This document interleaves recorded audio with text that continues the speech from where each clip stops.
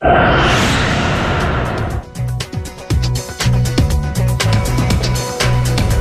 revisemos el detalle de los temas del día de hoy y nuestros invitados para este día miércoles 19 de agosto, aquí en Contacto Directo. Hoy estarán con nosotros Abel Gómez, presidente de la FENACOTIP, Federación Nacional de Cooperativas de Transporte Público. La paralización económica puso en crisis a la transportación pública en todos sus niveles por ser vehículo de contagio masivo. La bioseguridad actual exige limitaciones que ponen en riesgo de ruina al sector. Este servicio es vital para la reactivación económica. Lo analizaremos. También Andrés Ich, ministro del Trabajo. La generación de empleo está en boca de todos los políticos, pero los intentos de crearlo no hay y no ha funcionado en la pandemia, pues incluso aceleró el desempleo sin espacio para la migración en busca de oportunidades. Las estadísticas son un cruel indicador de esta crisis inédita. Lo revisaremos. La actualidad, los protagonistas, el análisis y la información en Contacto Directo.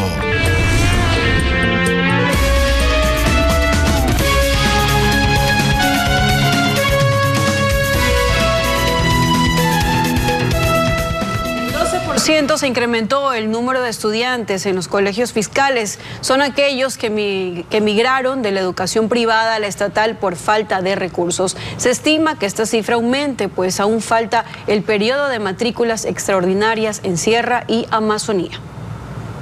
En el año escolar en la región Sierra y Amazonía, que inicia en septiembre, el número de estudiantes en los colegios fiscales será mayor. En el periodo 2019-2020 hubo 100.245 matriculados y para el periodo escolar 2020-2021 ya hay 112.065 matriculados. Sin embargo, se espera que la cifra vaya en aumento, pues aún faltan las matrículas extraordinarias. Es decir, un 12% más que el año pasado en esta misma fecha.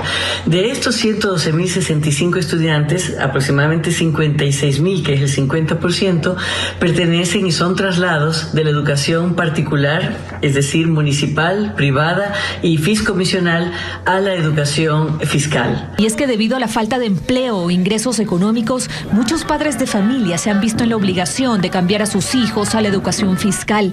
Incluso han realizado protestas sin éxito en los exteriores del Ministerio de Educación, exigiendo que los colegios privados se acojan a la reducción del 35% en las pensiones, tal como estableció el Ministerio. Al momento, el Ministerio de Educación se encuentra receptando denuncias de la ciudadanía a través de la página web. Por el momento no se encuentra registrado una sanción a ninguna institución educativa. Y aunque este periodo escolar hay más estudiantes, en la educación fiscal hay menos recursos. El Estado hizo un recorte a la educación de $894 millones debido a la pandemia. Para ahorrar recursos en el sistema educativo, se eliminó el programa de servicio de atención familiar para la primera infancia, la suspensión del programa de alfabetización y la reprogramación de recursos en alimentación escolar, uniformes, mobiliario, servicios básicos en los planteles educativos, a propósito de que la educación continuará de forma virtual. Buenos días con todos. La pandemia trajo paralización económica con sectores más afectados, entre ellos el transporte público de pasajeros, que no termina de levantar cabeza porque si se reactiva totalmente es vehículo portador de contagio masivo. Esto podría llevarlo a la ruina, pero con correcciones en su manejo se puede procurar su reflote, que a su vez es necesario para la clase trabajadora y para la reactivación económica. Abel Gómez, presidente de la Federación de Transporte Público de Pasajeros, buenos días, bienvenido a Contacto Directo. Buenos días, mi querido Lenin. Buenos días a todos los ecuatorianos y principalmente a la clase del transporte que represento. Bueno, tengo lamentablemente que interrumpirlo porque tenemos una cadena nacional en este momento. Termina y volvemos con la entrevista. Bueno, vamos a retomar el diálogo con Abel Gómez, presidente de la Federación de Transporte Público de Pasajeros. Mil disculpas, una cadena nos obligó a interrumpir, a no poder iniciar siquiera este diálogo, pero yo quería consultarle a cuántas cooperativas y unidades representa la federación a la que usted representa, de cuántas provincias, pero sobre todo, cuál es la estimación que tienen sobre pérdidas que ha provocado la pandemia. Muchas gracias, Lenin. Primero quiero decirle que la FENACOTIP es la federación que representa al transporte intra e interprovincial del país, aglutinando más de 12.000 buses, lógicamente cada uno de sus respectivos socios. La pérdida no se puede cuantificar ahora, mi querido Lenny, no se puede cuantificar, porque día a día la transportación está sumando las pérdidas que está ocasionando el hecho de estar 100% prácticamente paralizado. Entonces, hoy por hoy, lo único que nosotros queremos decirle al país y a usted, Lenny, el 17 de marzo conversé con usted por este mismo medio.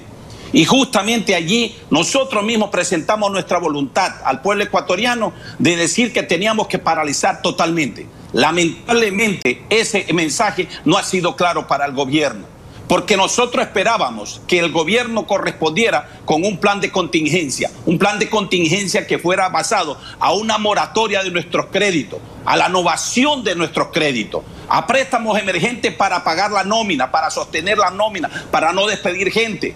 Y lamentablemente dentro de eso también necesitábamos subsistir durante este tiempo. Ahora, las medidas momento de bioseguridad son imprescindibles y se constituyen en un limitante para la transportación pública. A más de lo que usted señala, de mejorar las condiciones de los créditos que mantienen, ¿qué sugiere para mejorar la situación actual, tomando en cuenta que, por ejemplo, la capacidad de las distintas unidades con distanciamiento no siempre se respeta? Lenny, no empezamos a trabajar, solo ha empezado a trabajar el sector intraprovincial y en ciertas provincias. Lamentablemente no se ha considerado. Nosotros estamos listos para trabajar. Tenemos equipados nuestros buses con situaciones de bioseguridad. Tenemos la situación de la ocupación, que es el 50%, que estamos solicitando la que se eleve un poco más, estudiada por el COE Nacional. Estamos nosotros listos para laborar y con los cuidados necesarios. Pero que respuesta a eso, más bien se ha ido, es a darle a la ilegalidad, a la informalidad, a aquellos carros turísticos que están trabajando 100% y no nos dan la oportunidad a nosotros, al sector intraprovincial. ¿Cuál es el pedido del sector? Queremos trabajar. 5 meses, 4 días tenemos nosotros paralizados, Lenny, desde que conversamos con usted. Y lamentablemente esto no ha tenido una respuesta frente a la situación del COE Nacional. Creo que el COE Nacional no tiene la información necesaria, o en su efecto hay gente inoperante que no estudia, no hace una conciencia propia de lo que es el verdadero transporte. El transporte es el que reactiva el país. En este momento nosotros pedimos al principio que todos teníamos que guardarnos en nuestra casa. Hoy pedimos ir a trabajar, porque ya sabemos convivir con la situación del COVID. Ya tenemos las medidas necesarias y tenemos que echarle para adelante a este país. Hoy por hoy la transportación está totalmente paralizada. También tengo que decirle, en mayo, nosotros fuimos los primeros que ya con Stephanie Espín conversamos del mismo tema. Hasta ahí no había respuesta y no tenemos respuesta. 5 meses en este momento y que no haya respuesta para la transportación, ningún plan de contingencia. Eso me parece hasta cierto punto desconsideración del gobierno. Ahora, eso no puede continuar. Usted dice que están listos para volver a trabajar. Usted, como presidente de la Federación de Transportistas Interprovinciales, ¿ese retorno debería ser con los mismos valores de los pasajes o quizás considerando un incremento, habida cuenta que no podrán circular con la misma cantidad de pasajeros?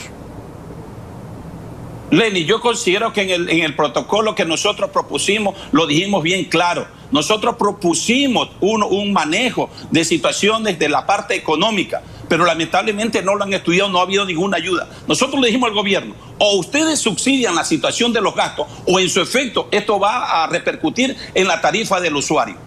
Usted me hizo una pregunta la vez anterior, ¿están pidiendo tarifa? Le dije categóricamente no, porque en esta situación, hoy por hoy, la situación no estamos para tarifa.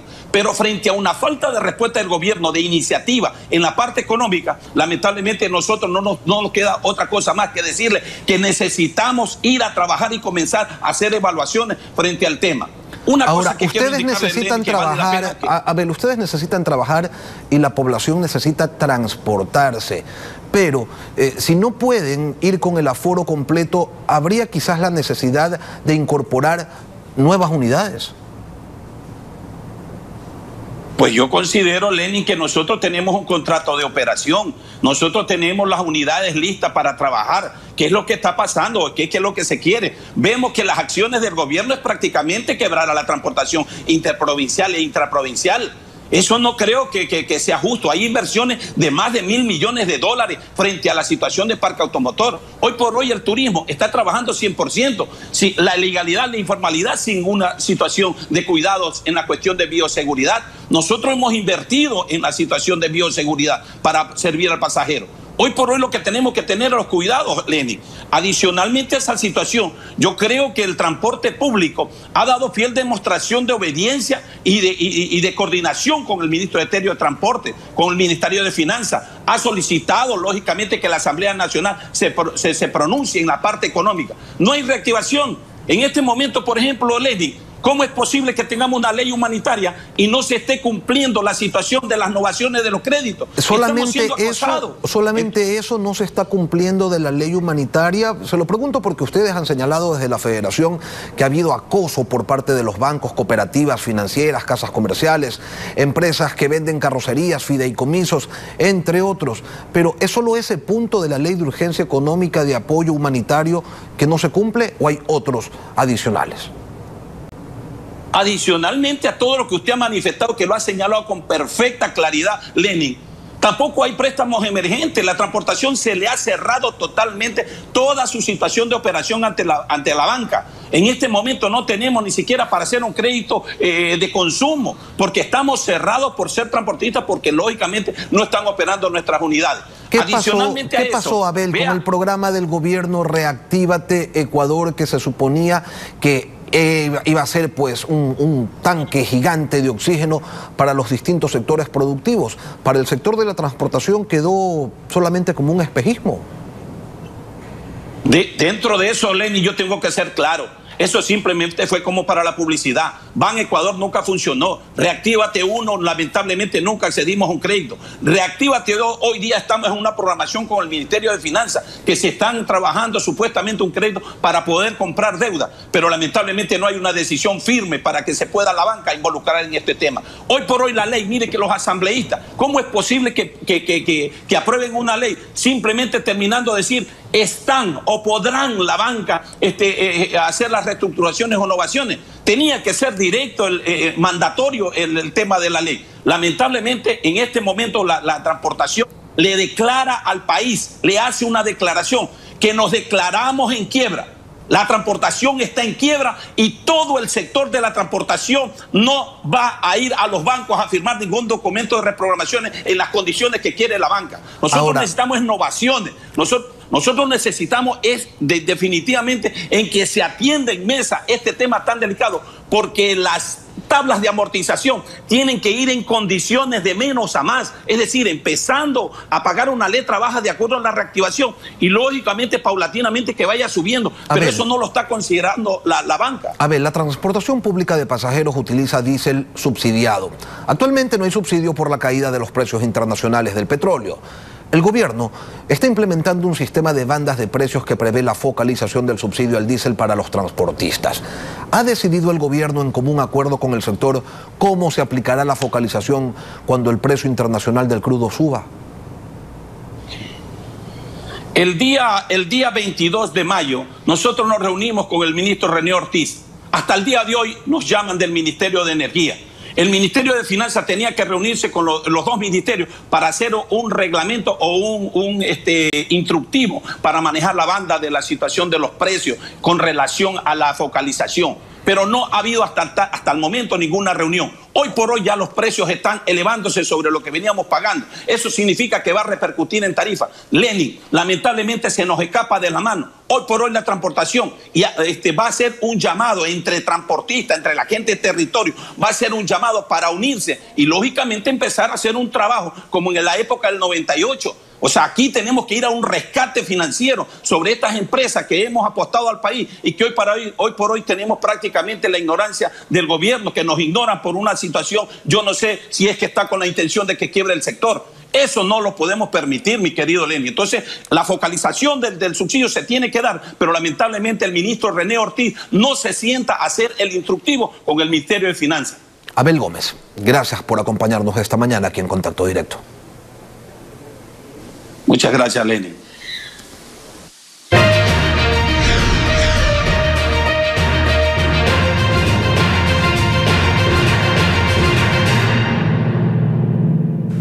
La campaña electoral igualitaria es un noble concepto democrático aplicado en otros países con relativo éxito, pero tergiversado al aplicarse en el Ecuador.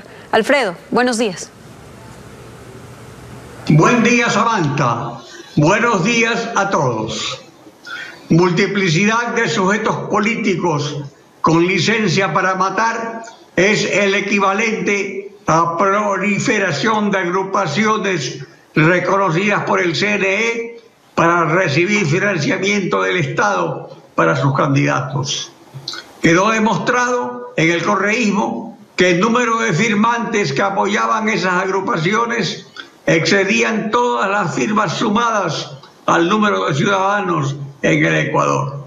Después de enlodar así a todos, incluso a Alianza País, que ostentaba el mayor número de afiliados, el CNE procedió a calificar a dedo las firmas. Fueron múltiples las bajas de adversarios y numerosos los beneficiarios amigos para repartir en migajas financiamiento del Estado y dividir en retazos los espacios en los medios para difundir programas. Entre tanto, el Estado candidato tomó ventaja, no parando publicidad en los medios a título de noticias de obras públicas, mientras Arroz Verde, de organización criminal bien montada desde el poder, daba dinero a chorros a cambio de sobreprecios en contratos a dedo. Esa es la democrática campaña igualitaria que sirve al pirateo de dineros de un pueblo hambriento. Y en pocos minutos, en Contacto Directo, el empleo empezó a caer desde antes del coronavirus, pero con la pandemia está en caída libre. Lo revisaremos con el ministro del Trabajo, Andrés Ich. Ya volvemos.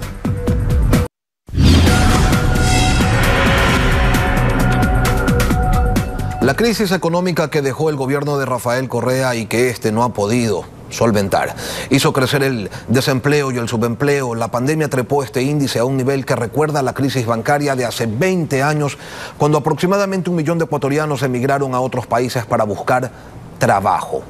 Esa situación hoy no existe porque la pandemia es mundial y también la paralización económica. Andrés Ich, ministro del Trabajo. Buenos días, bienvenido a Contacto Directo. Buenos días, Lenin. Muchas gracias por la invitación. En agosto 8 del 2020, el Instituto Nacional de Estadísticas y Censos presentó las primeras cifras de empleo después de iniciada la pandemia. Y así, el desempleo pasó de 3.8 en diciembre del año pasado a 13.3 entre mayo y junio de 2020, un incremento de 9.5 puntos porcentuales, o sea, 1.010.000 personas aproximadamente. Le pregunto, ministro, ¿esperan que esta cifra siga creciendo? Y si es así, ¿por cuánto tiempo? Gracias, Lenin. Son cifras duras, son cifras preocupantes, son cifras consistentes con las de la región, no por eso significa que estemos en una buena condición. Por el contrario, lo que nos evidencia es que la pandemia realmente ha causado estragos de toda índole, en los países pobres, en los países ricos, en los países productores, en los consumidores. ¿Qué es lo que creemos que va a pasar? Vemos cifras donde el empleo ha comenzado una recuperación desde aproximadamente el mes de junio. Si es que tomamos el periodo desde que comenzó la pandemia o el confinamiento alrededor de la pandemia, es decir, el 16 de marzo, hemos perdido alrededor de 320.000 contratos de trabajo. No empleos, porque aquí estamos hablando solamente de contratos formales que han sido registrados. En el mismo periodo se han recuperado ya 160.000 nuevos, es decir, más o menos la mitad de lo que se ha perdido.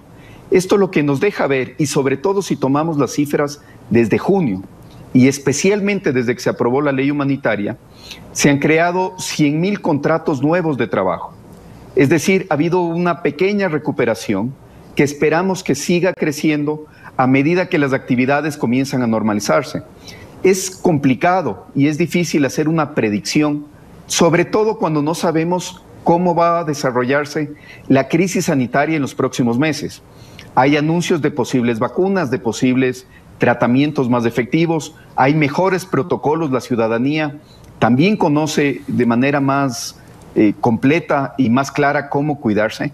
Por lo tanto, esperaríamos que la recuperación continúe un camino seguramente lento porque no tenemos tampoco una recuperación global, una recuperación mundial ni regional que nos ayude a acelerar este proceso. Ministro, entre mayo y junio de este año, 698.449 personas perdieron su empleo comparados con diciembre del año pasado. Usted dice, es difícil hacer una proyección, es difícil ver hacia el futuro. Veamos hacia el pasado entonces. ¿Esta cifra de desempleo tiene antecedentes en el Ecuador? No, y no solamente la de desempleo. La cifra de caída del Producto Interno Bruto es una cifra que no la hemos visto, no la vimos en la crisis del 2000, no la ha visto la región y solamente es comparable a la Gran Depresión de los años 20, de 1920. Por lo tanto, no tenemos ningún parámetro que nos permita, en primer lugar, proyectar exactamente cuánto tiempo va a durar esto. Sí hay proyecciones sobre la posible contracción del PIB de aquí hasta finales de año. Estamos hablando de entre 10 y 11 puntos, nuevamente consistente con la región, pero muy complicado y muy preocupante. Lo que sí tenemos, y creo que hay una evidencia importante, es la claridad de que lo que la ciudadanía necesita en este momento es que se le quiten una serie de barreras para que los negocios, para que las áreas económicas se puedan adaptar a estas nuevas necesidades que exige el mundo. El mundo que vamos a tener después de la pandemia no es el mismo mundo que teníamos de enero del año 2020. Y lo que vemos en las cifras, y hago mucho énfasis en las cifras porque creo que el análisis de las políticas públicas tienen que hacerse de manera responsable con datos que lo soporten. Lo que ha pasado desde el 22 de junio, cuando la ley humanitaria entró en vigencia, que incluyó 3 herramientas muy importantes para proteger el empleo y crear empleos, y además el acuerdo ministerial que sacamos hace un poco más de una semana, que permitió ampliar el contrato por obra o servicio determinado dentro del giro del negocio, lo que nos hace ver es que la recuperación del empleo a partir de esa fecha ha sido mucho más rápida. Es decir, al ponerle en manos de la ciudadanía la posibilidad de adaptarse a esta nueva situación, han logrado generar actividad económica de manera mucho más rápida que con las condiciones que existían antes de la ley humanitaria y antes de la expedición del acuerdo. Y ya vamos a ir a ese punto, ministro, pero quería hacerle una consulta más en relación a este desempleo del 13.3%, el más alto desde 2007, año en el que el INEC comenzó a utilizar una nueva metodología para analizar el mercado laboral. Este nuevo método fue acusado de disfrazar la realidad. En función de aquello le pregunto, ¿es entonces peor la realidad? ¿En qué medida de ser cierto? Lo que implicó el cambio de metodología en el año 2007 es que no tengamos un histórico de los años anteriores. Lo que tenemos es una secuencia confiable desde el año 2007. Y también se crearon nuevas categorías, ¿no? De empleo inadecuado, de empleo no remunerado, en fin, el subempleo en distintas manifestaciones. Entonces, todas las cifras son más pequeñas. Antes era empleo, desempleo y subempleo. Y con esos 3 pues nos batíamos. Luego se crearon nuevas categorías y entonces todas las cifras son más cortas. Correcto, Lenin, y es muy importante lo que tú señalas, porque me parece que esta metodología tiene que ser parte de una conversación y los datos que utilicemos tienen que ser parte de una conversación para que las cifras sean absolutamente transparentes. Es transparente lo que ha publicado el INEC en relación a las encuestas y a los resultados, pero quizá no nos está contando toda la película, la forma en la cual se ha medido desde el año 2007 para acá. Pongo un ejemplo muy claro, el subempleo se duplicó en esta época de la pandemia.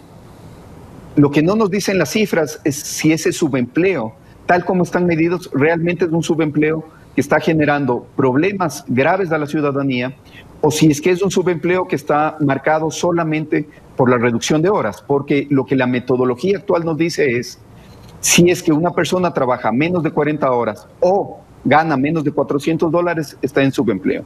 Pero si una persona gana $2,000 trabajando 6 horas, también se le considera en subempleo. Es decir, no nos da toda la realidad sobre la calidad del empleo y la calidad de los ingresos que los ecuatorianos están generando con ese empleo. Ministro, la tasa de empleo inadecuado, ministro... Estimado Lenin, solo quisiera aclarar este tema. Si es que vemos el histórico desde el año 2007, sí tenemos números preocupantes que estamos atendiendo en relación al subempleo, en relación al desempleo y también en relación al número de personas que están buscando empleo en este momento. Ahí también tenemos una caída fuerte del 65 al 60% de la población económicamente activa y es una preocupación grande que tenemos. Son ciudadanos que seguramente dejaron de buscar empleo o por preocupación, por el miedo a contagiarse o por desesperanza. Y tenemos que generar las condiciones para que estos ecuatorianos puedan nuevamente acceder al mercado laboral. El gobierno y el sector productivo privado insisten en una reforma laboral que genere plazas de trabajo. Las centrales sindicales se oponen a la flexibilización. Usted me dice que las que se incorporaron en la ley de apoyo humanitario han permitido que crezca un poco más la contratación en el país. Y le pregunto, ministro, ¿cree usted que la flexibilización implica o no una regresión de derechos, lo cual está prohibido por la Constitución? Creo que es un error hablar de flexibilización o hablar de rigidez. Creo que lo correcto es hablar de relaciones laborales justas. ¿Cómo nos damos cuenta si una relación laboral es justa? Porque tanto el trabajador como el empleador desean apostarle a esa relación a largo plazo. El trabajador porque tendrá un camino de crecimiento, de mejora en sus ingresos y en las condiciones de su trabajo y en las condiciones para su familia. Y el empleador porque sentirá que va de la mano del trabajador creciendo su empresa, creciendo su negocio. Por lo tanto, todas las reformas que se planteen tienen que entender, uno, que necesitan ser aptas para la generación de puestos de trabajo. No nos sirve de nada tener ecuatorianos desempleados y tener un decálogo de principios que no se terminen aplicando.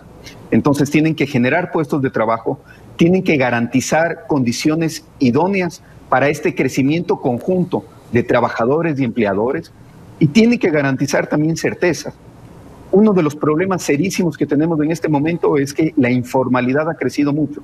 En la informalidad, los ciudadanos no tienen remuneraciones adecuadas, no tienen condiciones de trabajo adecuadas y tampoco tienen la visibilidad que se necesita para que las instituciones, tanto del Ejecutivo como de la función judicial, puedan protegerlos adecuadamente. Así es que nos encontramos en este momento ante la necesidad de regresar esas personas de la informalidad hacia la formalidad, que cualquier reforma que se plantee tenga este horizonte de relaciones laborales justas y sobre todo que tengamos sostenibilidad en largo plazo. Es decir, que los ecuatorianos lleguemos a acuerdos básicos y acuerdos además lo más amplios posibles para incluir a más gente en las políticas públicas. Andrés Ich, ministro del Trabajo, gracias por participar esta mañana aquí en Contacto Directo. Muchas gracias, Lenny. Gracias, ministro. Una pausa y volvemos.